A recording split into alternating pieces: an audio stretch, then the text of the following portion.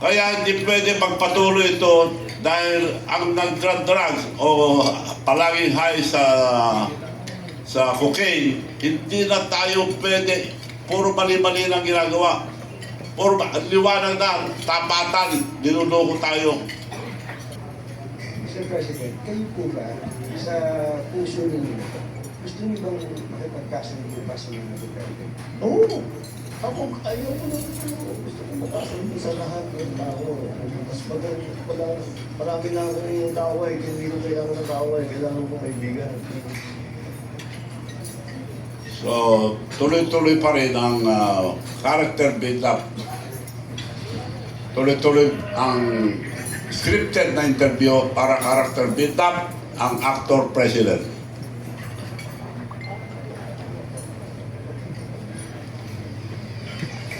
Pasensya na ulit rin, tatanungin ko lang itong kanito. Masyado raw kasi kayo mabait.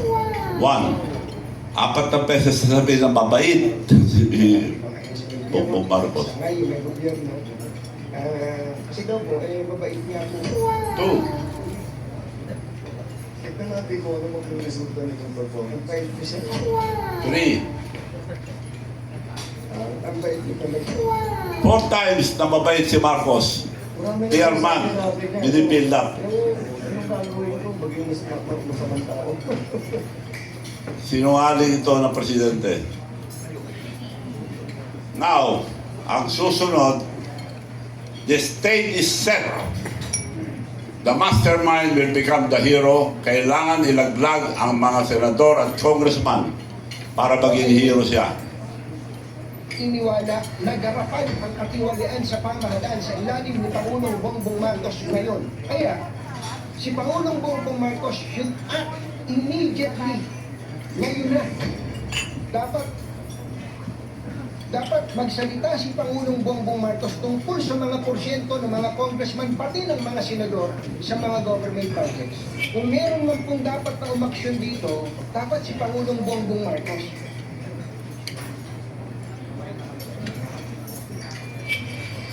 The actor mastermind, ako ang maglalantad ang katiwalian para hindi ako mabintangan at hero pa ako.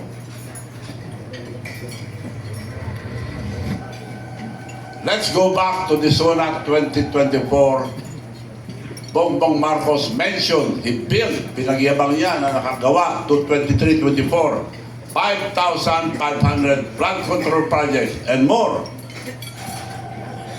Ng panahon, ang hagupit ng La Nina at mga matinding pag-ulan naman ang ating binabantayan at pinaghahandaan.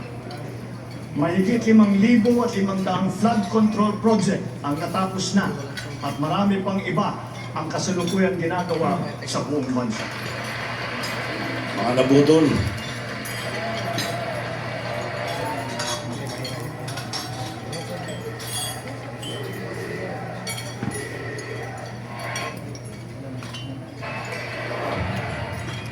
Mastermind after the SONA 2024, pinintangan ni Bongbong Marcos ang kalikasan at ang mga taong bayan na hindi marunong magtapon ng basura ang dahilan ang pagbaha.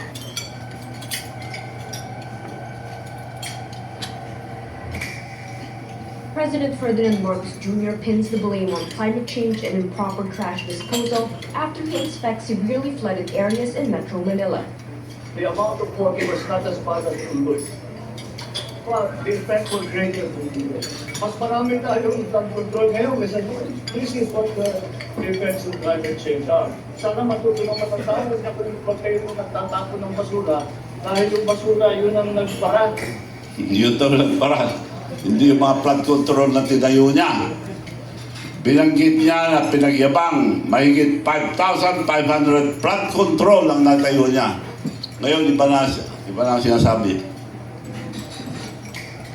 Maliwanag na pinagyabang niya ang more than 5,500 flood control project.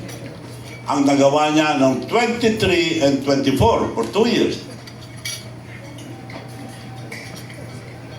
Pero ang anomalya, ang flood control, the project ay nag-umpisa noong 20, 23, 24, and 25. Dahil 22, wala pang budget. gumawa ng pera administrasyon ang mga kasama at ang mga kasama niya.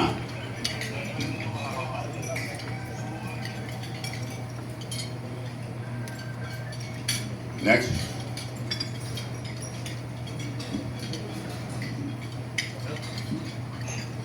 Mastermind at actor, nilaglag ni Bongbong Marcos ang mga contractors, engineers at kasama niya to become a hero. At hindi niya binanggit, take note, hindi niya binanggit si Santiago, Speaker Romualdez, dahil tatlo silang, bago umupo si Bongbong Marcos, tatlo sila nag-uusap. Ang mastermind, Martin Romualdez and President Marcos, ni-recruit ni Santiago para gumawa ng mga kalukuhan. So tatlo lang sila nakakalam. So maliwanag mga kababayan na tatlo lang sila nakakalam dito.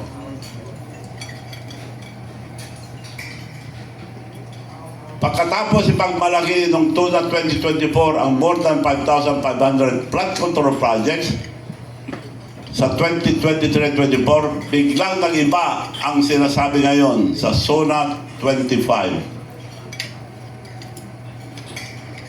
Pagbasdaan ang mannerism ni ang bibig ni Bongbong Marcos habang nagsasalita, yun daw ay epekto ng cocaine.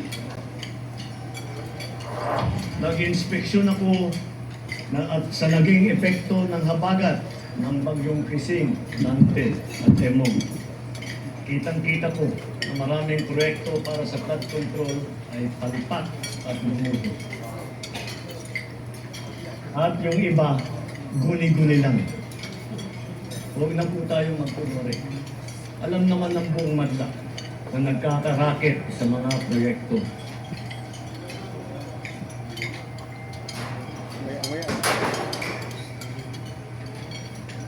Mga kickback, mga initiative, errata, SOP, for the boys.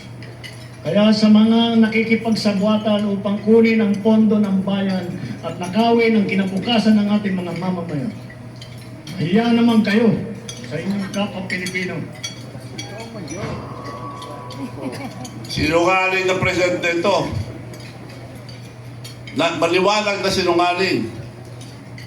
Sila nagdakaw sa panghiro. Sige, tuloy natin. Bata pa lang, ito ang sinabi ni Senator Amy Marcos. Bata pa lang kami, ni Bongbong, alam na namin, ang buong pamilya, ang problema sa kanya. Batid ko na nagdra-drugs siya. Amy Marcos, yung kapatid na nagsabi ng drug. Kaya hindi pwede magpatuloy ito dahil ang nagdra-drugs o palaging high sa cocaine, hindi na tayo pwede, puro mali-mali ng ginagawa. Puro liwanag na, tapatan, niluloko tayo. Ninanakaw ang kabatang bayan, harap-harapan. Tuloy natin.